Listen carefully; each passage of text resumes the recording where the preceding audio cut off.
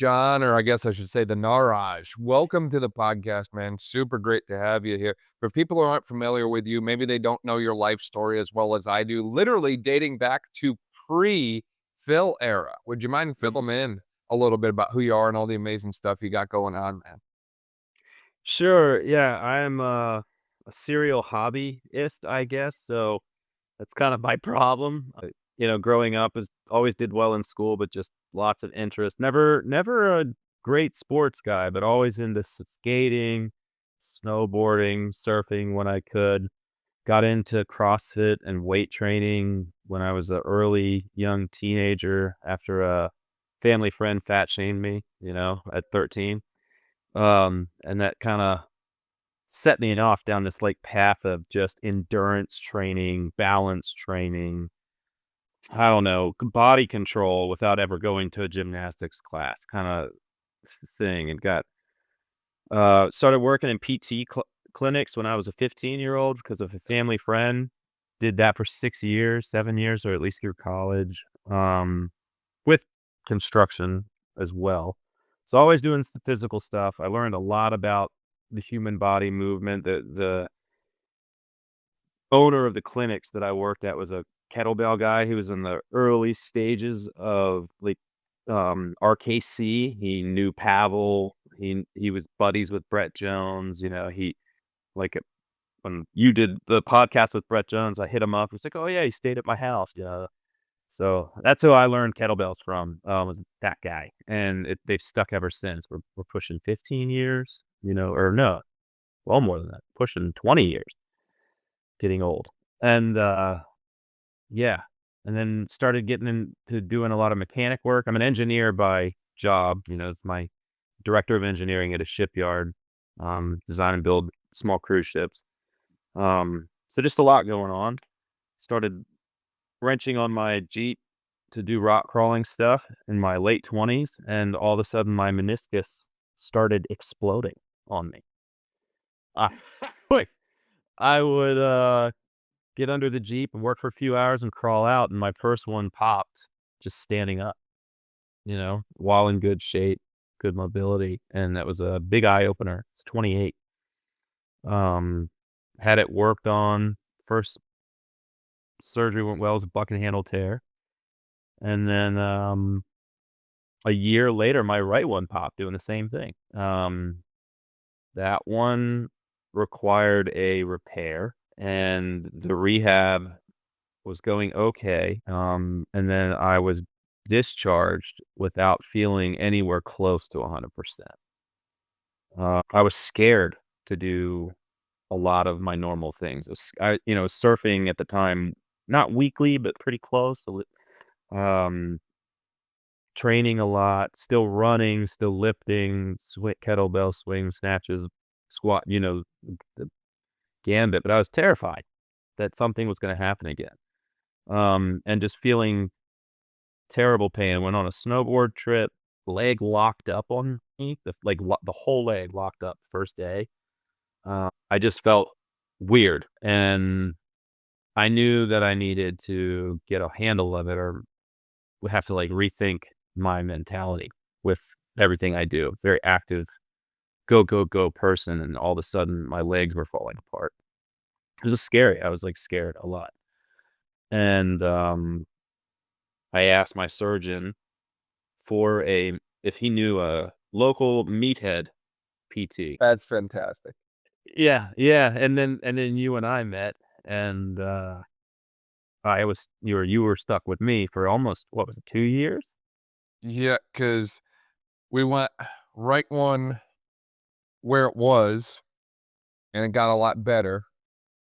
And then it all of a sudden took a nosedive Yeah. again, and then, under the scalpel one more time, just for the plot, and, then life became good after that again. It really did, yeah, it was interesting when I woke up from that 3rd surgery, 2nd on the right knee in 3 years. Um, I asked how it went, and he was like, "You have more meniscus in your right knee after 2 surgeries than you do in your left." But my right knee took 2 years to rehab.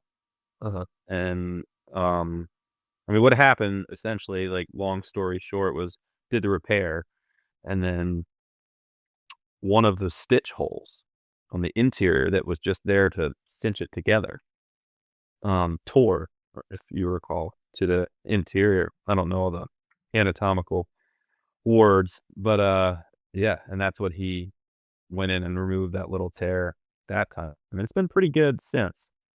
Um, I do as much as I can. I mean, like you said, pre-fill, now it's post-fill. I have a 2-year-old. Um, so my activity levels have went from 2 a days just for the hell of it, with surfing intermittent to 4 a weeks on a good week, maybe 5.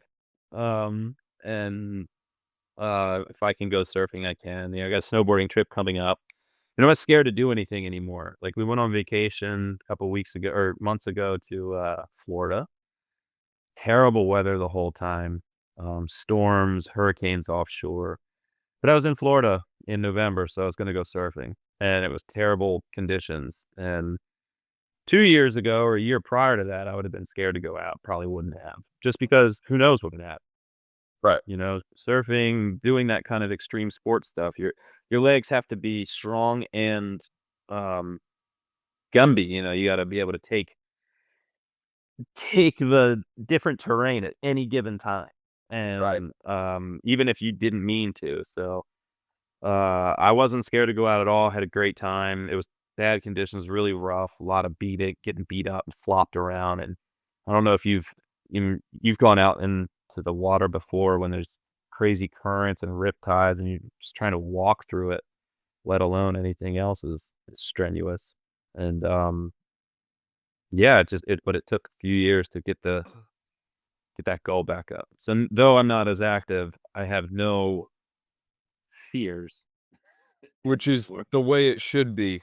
And Yeah. there's a few things you brought up that I think we could probably talk about for eons that way. I mean, first off, I cannot tell you how many times I hear this story of athlete or active adult gets discharged from PT before they feel they're ready. And this is not a knock at the PT who is doing the things in the past. I want to make that very, very clear. I think it's more of a systemic failure, more of a, hey, the healthcare institution that we have that way in relation to insurance model, insurance restrictions, and all that sort of thing. It's very, very restrictive, right? There's several individuals down here in North Carolina that I've worked with. There's one couldn't even lift their arm past 90 degrees. I was given 4 visits to fix that by their insurance company. How in the heck are we gonna do a return to sport progression, let alone maybe get the arm above 90 degrees, if we have 4 freaking visits to do it? It's unbelievable. So, first off, it's a problem, and it's something we all need to be aware of and cognizant of, but just because it's a problem doesn't mean we can just pretend it doesn't exist or pretend it's not an issue. We have to maybe think differently or rethink the way we've done things and say, "You know what? Maybe it's time for something different, a new model, a new approach, just something against the grain to shake the system a little bit," because we cannot continue to have stories of people getting pushed out of PT too early or going back to stuff when they don't feel ready, because ultimately to me, the best readiness predictor is not some fancy sciency test type shit that way. And that's coming from a guy who had a little bit of everything to play with: EMGs, force plates, dynamometers, you name it. Like, none of that means anything if the athlete looks at you and says, "Hey, look, I ain't ready, chief." Like, that to me is the ultimate return to sport decision right there. And I love that you brought that up. And second, in relation to surfing, that's something I feel like very few providers know about and understand surfing. And I remember you and I had extensive conversations about what the hell a freaking duck dive was. And I learned a lot Mhm. from you. And I think that providers need to be willing to have honest conversations with the people that they work with and say, look, this is my skill set. This is what I know. This is what I don't know about the thing that we need to get you back to. Fill me in here, help me out, and we're gonna combine our knowledge and teamwork this thing and get you back there. And I think the more willing providers are to have conversations like that, the better off the outcomes are gonna be because, I mean, I didn't know much about surfing, like duck dives and goofy and, you were like, "Oh, yeah, I surf goofy." I'm like, "What the hell does that mean?" Like, like, freaking animated character on the Disney show years ago, like, it took me a while to get the lingo, but I think the more we talked about it, the more I learned from you, which in turn helped us across the entire process and made it so much easier because I felt like it was a team-based approach against the problem instead of one person trying to steer the entire ship, if that makes any sense. Oh, yeah. Yeah, I mean, you were very open to everything I brought up. Duck diving was a big one. It's a very awkward position. I mean, I don't know many other athletic endeavors or positions that require a movement like that. It's very unstable. I mean, you're dealing with water, turbulent water, with pushing against you, buoyancy. You're fighting. It's very awkward. And you nailed it. What did you call yourself, or what were we doing? Because it was slant. Like I said, I'm an engineer, so you were doing movement engineering or something like that. I don't know. We had some goofy term for it, but we had to. You had to. 'Cause those were all of my I wasn't worried about, can I deep squat and, uh, handle some weight? I could. I could do that. My surgeon and my previous PT, I had better movement than them when I was discharged, but I felt like shit. And I you know, I was hitting discharge level, like you said, you know, clean bill of health for insurance, but when it came to return to my sport, I was I felt totally ill prepared, Yeah. totally ill prepared.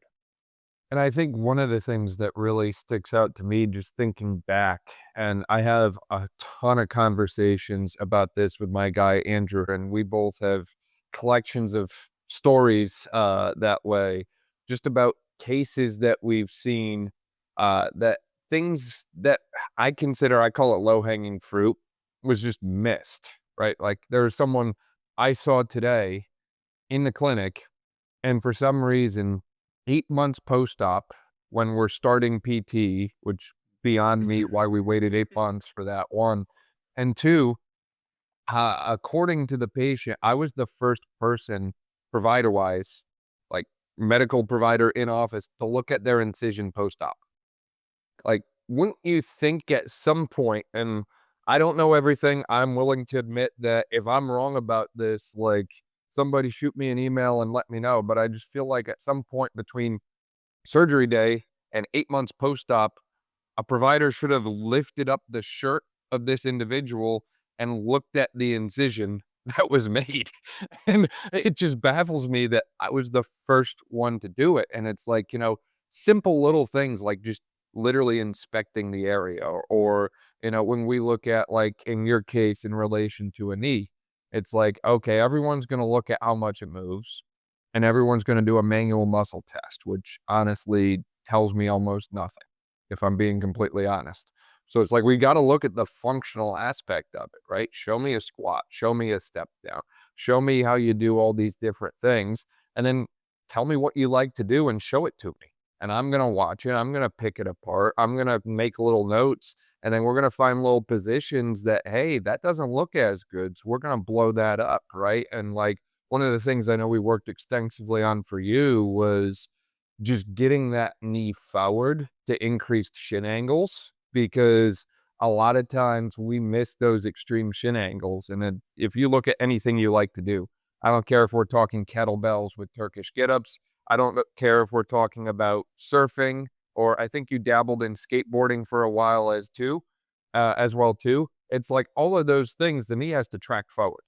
And if we can't load the quad and we don't feel strong and stable there, that's a problem, right? And then on top of that, I think we blew up the adductor quite a bit as well. And it's like everyone thinks knee and they think quad and hamstring, which is like I get it. Anatomically, that's what's there, but the adductors, the lateral hip, all these other things play a role in it as well. You hear all these people say all the time, "Oh, well, it's all connected." And it sounds cliche, but it's freaking true. It's like, everything needs to be strong and stable and bulletproof, and there's millions of different ways to do it. Like, I don't know what the sheet looked like when we were done, but there had to have been at least 500 exercises that you did, at minimum. Yeah, yeah, and It's every like time there's more than one way to skin a cat, you know? we hit hypertrophy with all of them. I limp my way limp my way out of that clinic every time. Stop at the grocery store, almost fall out of my car. Yeah, but we did it. I mean, it was my calf was completely and my foot, I remember was That's right, we I did a lot of intrinsic foot too. yeah, I was incredibly weak in so many things. Like you said it. I remember in my previous PT that discharged me. I have a decent amount of muscle in the leg in the lower leg. So it looked, visually looked safe, but there was something going on. I don't remember if it was just all the little muscles, the groupings, the firing, but what was it? The repair, I was non-weight bearing for weeks and locked up in a brace, Uh-huh. except when I was at PT, and that was the killer. I mean, it was a killer. I've never been, restricted like that, and it takes no time for things to atrophy, and they didn't shrink and disappear.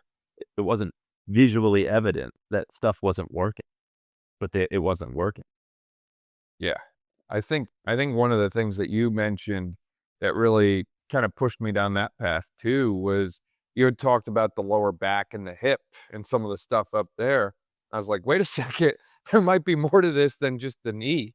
I Oh, think a yeah. lot of times people kind of forget to ask those questions or forget to look beyond too. And I've made that mistake myself in the past, right? Like I think, oh, it's a knee, so I should look at the knee.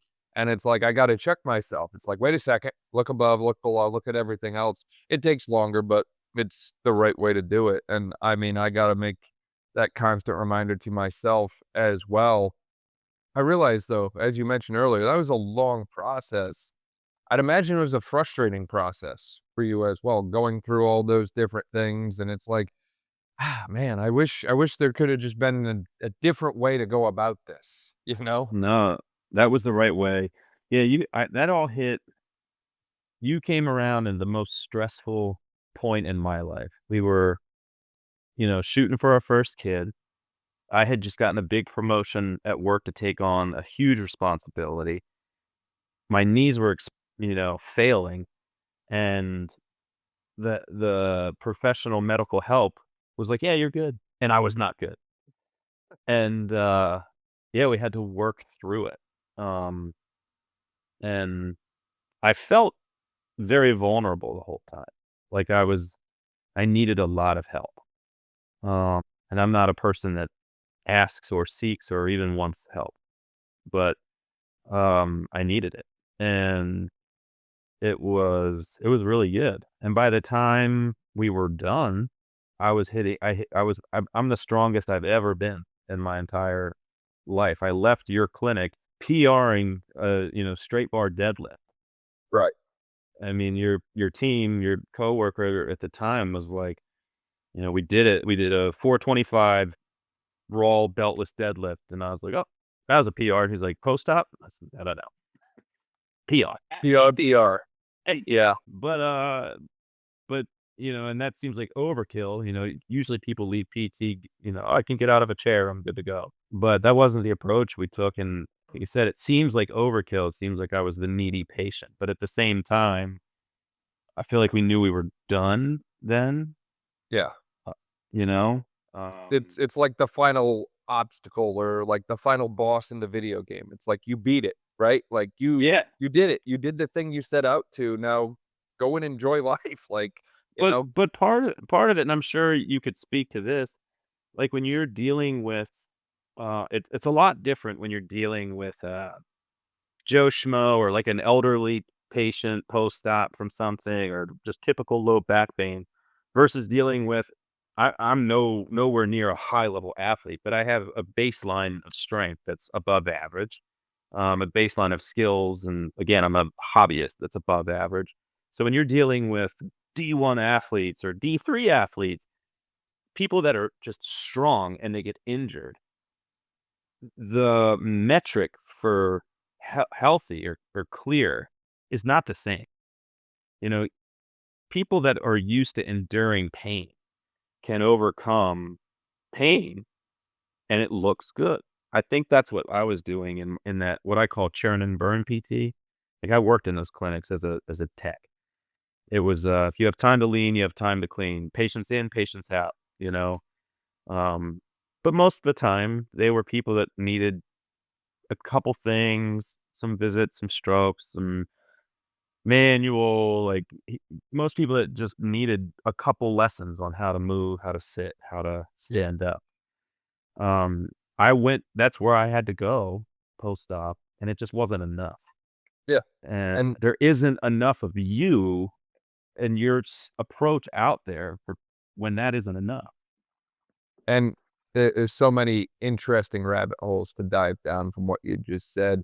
I mean, first of all, starting back from the beginning here, one of the things I think we did in Maryland to a level that I didn't see elsewhere, and maybe it's just because I didn't see it on the Instagram and maybe they were doing it in secret, I don't know, but I felt like very few, if any, other clinics, and I don't care if we're talking Baltimore area, wherever, put as much emphasis on load and force outputs as we did, because you look at the studies about the forces going through the legs and the joints when we're sprinting or when we're running or when we're doing literally anything on a day-to-day basis.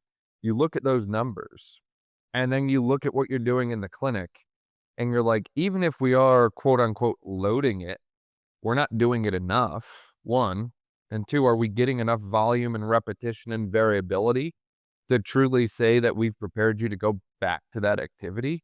Most of the time, I would say no. So it's like we need to push the envelope more and find unique, creative ways to get there, get that outcome that we're after. So maybe that's using a yoke, maybe that's pushing a freaking pickup truck in the parking lot, like up and down, because there's not enough weight to put on the sled. Like you get creative with it. And I think the other element to that too is you don't need to have fancy equipment to do that. Like I said, you literally pushed a truck. You literally carried a bag full of sand. Like it's literally some of the most simple, barbaric types of things sometimes, and it's like, ultimately, it met you where you were at. It solved the problem that you needed and got you the outcome that you were after. That's what PT should be. PT should not be limited by what you can do on a table. PT should not be limited by, well, once you've passed the 5-pound weight mark, you're done here. You don't need us anymore. I think PT is kind of like water. It's very fluid and it likes to move, right? So I think that's part one. Part two, and I think this is another element that a lot of people misunderstand is just who the PT system was built for, right? And I talked about this extensively on past podcasts with Ray Gorman, and I know this is something that you get just because you've worked in the space and seen it firsthand that way. You've seen it with your wife's rehab and different things that way.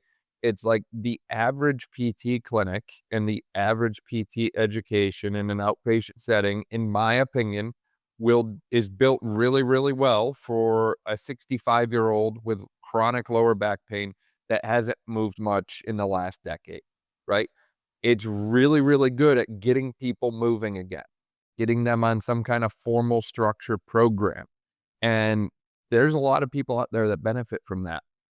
But there's this 1, 2% of the population, it might even be smaller than that now, that is, for whatever reason, has this combination of screws loose in their head where they feel like, you know what, I got to wake up and work out for an hour. I got to throw, 50-kilo kettlebells around in my garage after I'm done, jockeying around on my Jeep that way and putting new tires on it because that's what I do for fun. And then on the weekends, I go surf for 5 hours. It's like that percentage of the population, the demands are so much higher than what the average person needs that the majority of PTs I don't wanna say that they are not prepared or don't have the education to work with them, but they just are so used to not seeing that avatar walk into their clinic that when they do see it, it kinda baffles them, right? If the only tool that you've used for the last 3 years is a hammer, and all of a sudden a screw walks into the clinic, metaphorically speaking, you're gonna try and hammer the damn thing. You're not gonna break out a screwdriver because you haven't pulled out a screwdriver in 4 years, metaphorically, right? So, I think that it's one of those things that if you are a clinician listening to me rant and go on a soapbox about this, it's like you've constantly gotta keep yourself mentally sharp for whatever walks into that clinic, and one of my favorite games to play, and I love to do this with students, they hate it, but I think it is the best game ever, is give them a patient, whether it's a real one or, just based on a case, and literally give them one piece of equipment, and they gotta plan whole rehab progression off that one piece of equipment. I don't care what it is. It could be a stability ball, it could be an ankle weight, it could be body weight, right?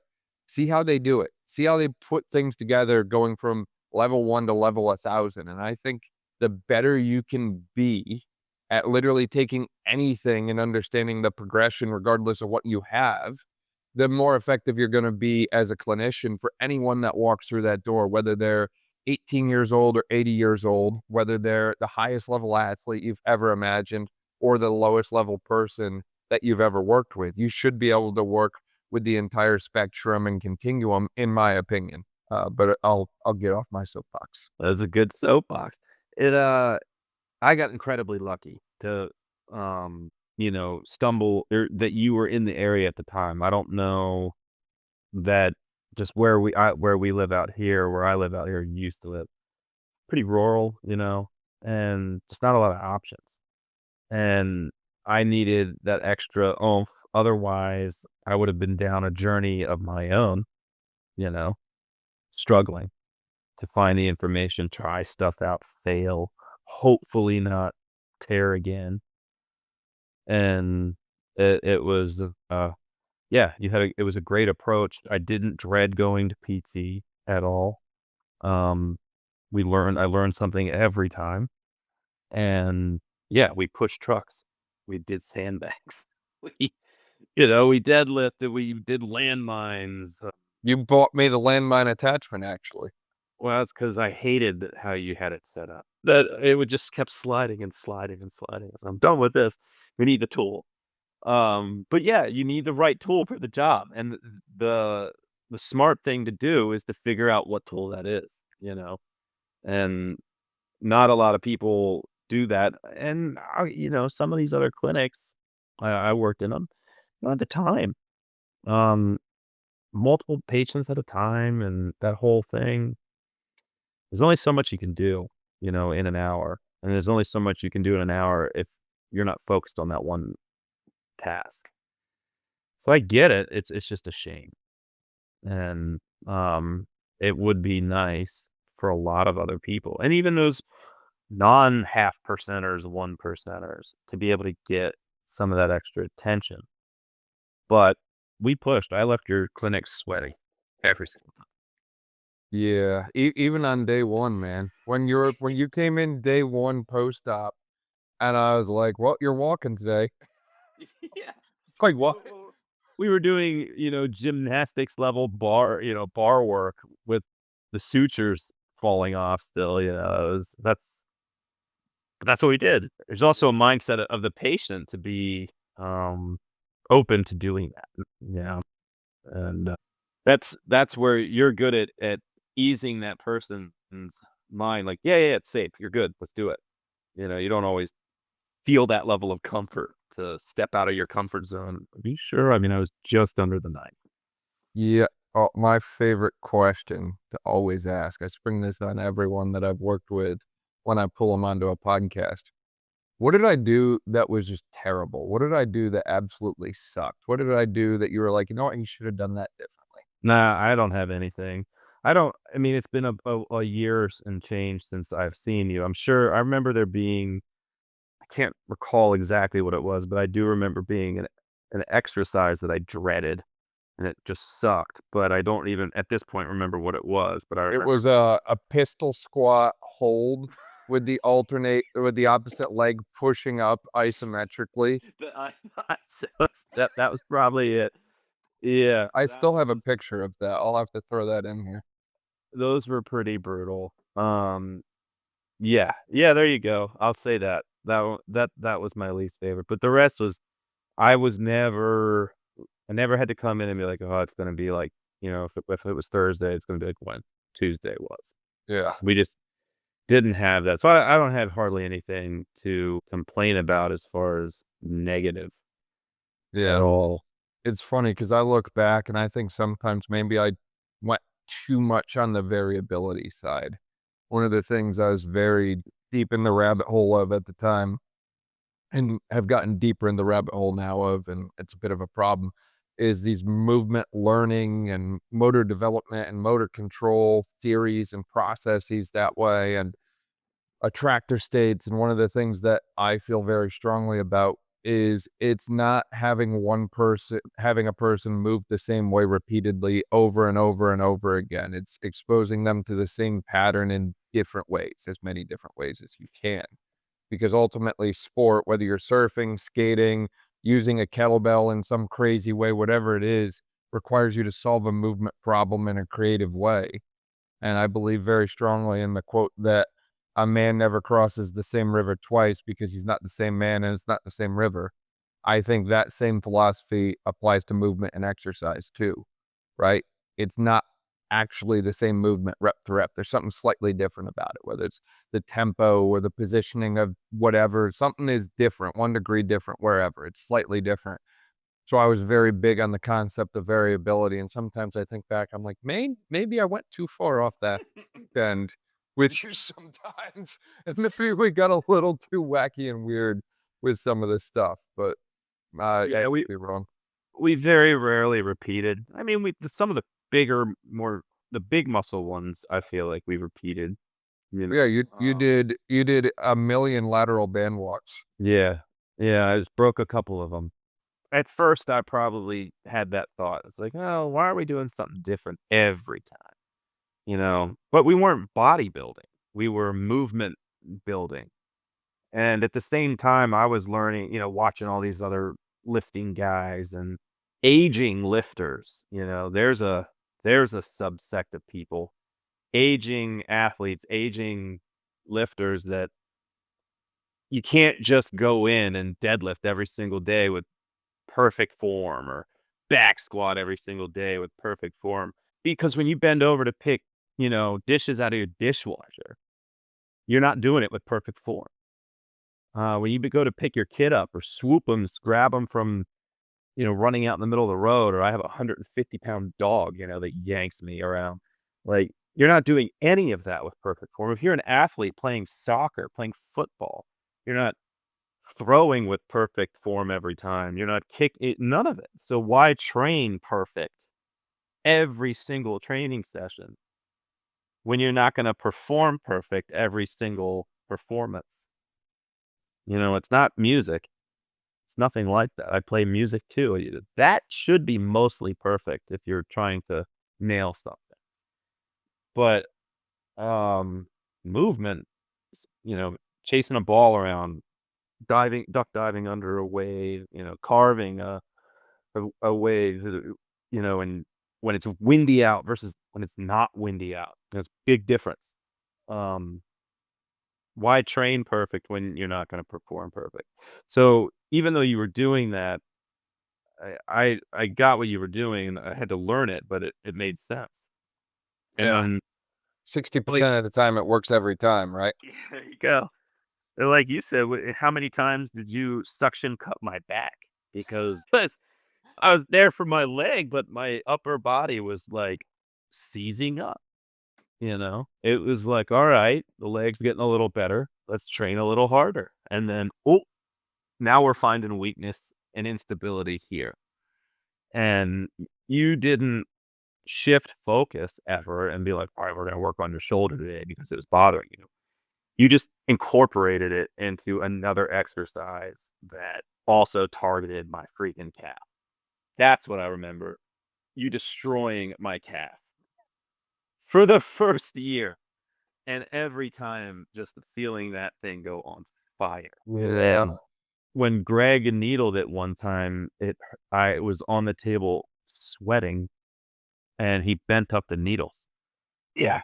It was but that's what it needed. It needed, you know, the pure attack. We had a plan, attack. Attack. That's right. What do you say? Is that what you said? Blow it up. Yeah, blow it up, annihilate, destroy. I had a lot of phrases I used, and they're more creative now at times. There's also a lot of times where I get a little bit more colorful now, and I'm just glad I'm not around when I'm not around many people when I say those things. But it's, yeah, it's crazy how things change as you get older. But obviously, I'm glad to hear that things are so much better now. What kind of advice do you have for people who might find themselves in a situation like you, where they're like, "Look, like, I feel like this could be better. I don't know where to go for help. I feel like I'm kind of in between a rock and a hard place right now, for lack of a better way to put it." Like, how should people get out of that kind of position that way like you did? So what I did was I went back to my surgeon, um, and just didn't know what to do. So that's why I asked. I didn't know how to Google it. I didn't know what to look for, um, especially around here with limited options. But I was willing to start looking, and so I just started with him. I was like, I need something different than what I had. They weren't bad, but they don't have the time to do what I need. I would have done cash based. I didn't want to. And the way you worked, not worked the system, because that's not right. 'Cause it's not right. But like everything we did was all fully compliant with my insurance. And I don't have a stellar insurance, but you just did it right. And the outfit you worked for at the time, it was all right. So I went to my surgeon and I asked that I need my meathead PT. I need a guy who is willing or knows a little bit about training. I said, "Do you know anyone in the area? And if not, I'll go find them." So you have to put the work in both mentally and physically. And it's going to get tough and it's going to get sad some days. I came into your place defeated a few times. Sure. And you just gotta keep working through it, and like you said, it's not anyone's fault.